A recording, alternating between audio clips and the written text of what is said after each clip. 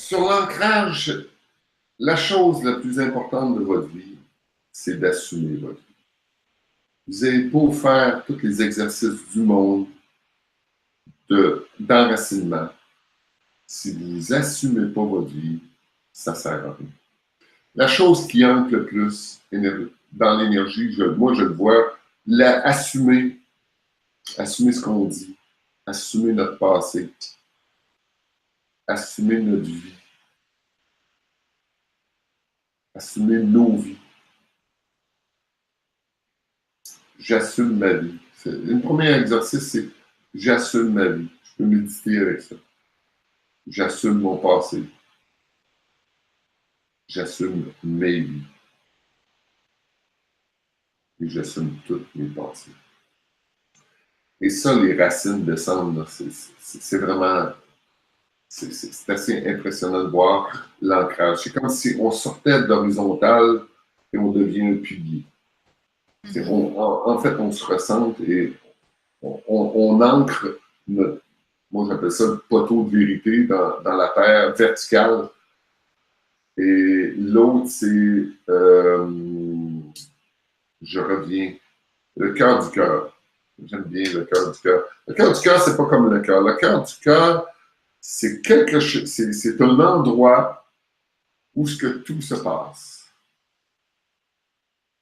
Et revenir au centre de moi, c'est comme si le cœur du cœur était ma maison primaire. C'est là que tout commence, tout part. C'est là que mes mémoires, si j'habite pas cette maison, il y a des mémoires qui vont l'habiter. Et je vous invite vraiment à aller au cœur du cœur, méditer au cœur du cœur et d'aller voir qu'est-ce qui se passe. Ça se peut qu'il y ait de la tristesse. S'il y a de la tristesse, prenez conscience. Faites juste être avec, rien faire.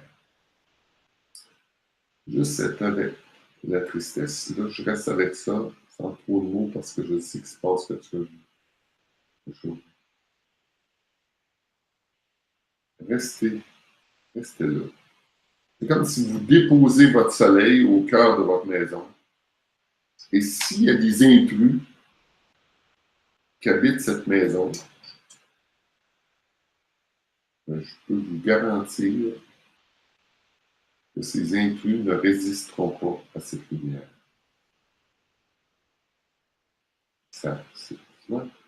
Je le vois là, ça c'est en chacun de vous.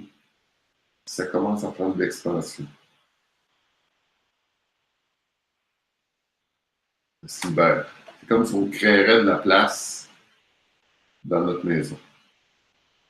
Et n'essayez surtout pas de faire quoi que ce soit à l'intérieur de ça. Juste porter une intention de mettre notre attention au cœur du cœur. Juste, j'appelle ça goûter à moi. Je goûte à moi. Et là, quand je goûte à moi, j'ai toujours ce sourire-là qui m'apparaît dans la figure. C'est un sourire impersonnel. Un sourire qui est toujours là. C'est toujours là. Il n'est pas dans ma figure, il est au centre. Mais c'est ma bouche qui l'expérimente. Et c'est comme si c'était toutes mes cellules qui souriaient. Je ne peux pas dire autre chose que ça. Voilà, tu m'en as demandé une, j'en ai deux. J'en aurais plusieurs, je dirais des centaines. Mais bon, c'est les deux qui ont monté pour... et je reviens au centre de moi. Ouais, troisième.